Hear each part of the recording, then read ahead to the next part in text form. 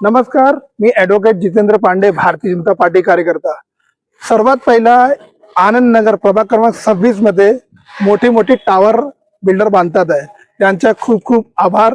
कारण त्यांच्यामुळे जे मोठे मोठे टावर बांधतात त्यांच्यामुळे आमच्या आनंद नगर परिसरात आणि प्रभाग क्रमांक 26चं मोठं नाव होतोय।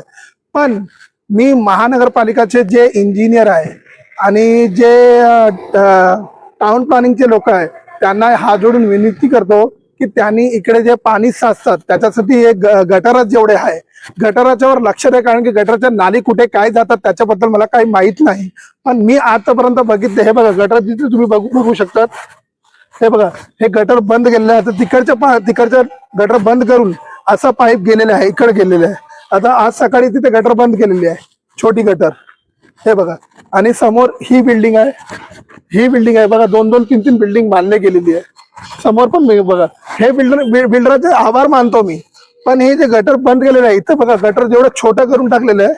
पण जे नगरपालिकाचे लोक आहेत त्यांच्या हात जोडून विनंती आहे की तुम्ही हे जे टाउन प्लॅनर आहे ते गटरचे प्लॅनिंग करतात। कारण की हे पावसामध्ये आपण बघितलं असेल, आनंदनगरमध्ये एवढा पाऊस पाणी भरतो।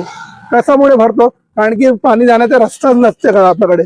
तर मला माहित नाही आहे की गटरचे पाईप कुठे गेले, कसा गेले, पण आज मी बघितलं सर्व ठिकाणी। तुम्ही हे बघा, गटर सर्व ठिकाणी बंद झालेलं आहे, चेंबर बंद झालेलं आहे। हे बघा छोटे छोटे गटर तुम्ही बघा, हे गटरची अवस्था अशी झालेली आहे।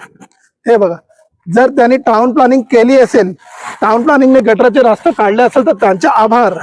आणि इथे छोटे गटर होते ते पण बंदच झालेले आहे। हे बघा, हे स्लॅबवरती गटर होते, आतापर्यंत गटरचे ढाकण लागलेले आहे। हे बघा, पण याच्यावर स्लॅब टाकलेलं आहे। आता याच्या खालती गटर आहे हे मला माहिती आहे, पण याचे कसं काय प्लॅनिंग आहे ते नगरपालिकाने बघून घ्यावं आणि पुढे काय त्याचा मार्ग काढावा। कारण की पाणी आता तर पॉप्युलेशन कमी आहे, याच्यामध्ये आता पॉप्युलेशन वाढणार आहे, तर पुढे येणाऱ्या दिवसामध्ये त्रास होऊ नये असा विचार करून यांना गटराचं काम करून घ्यावं।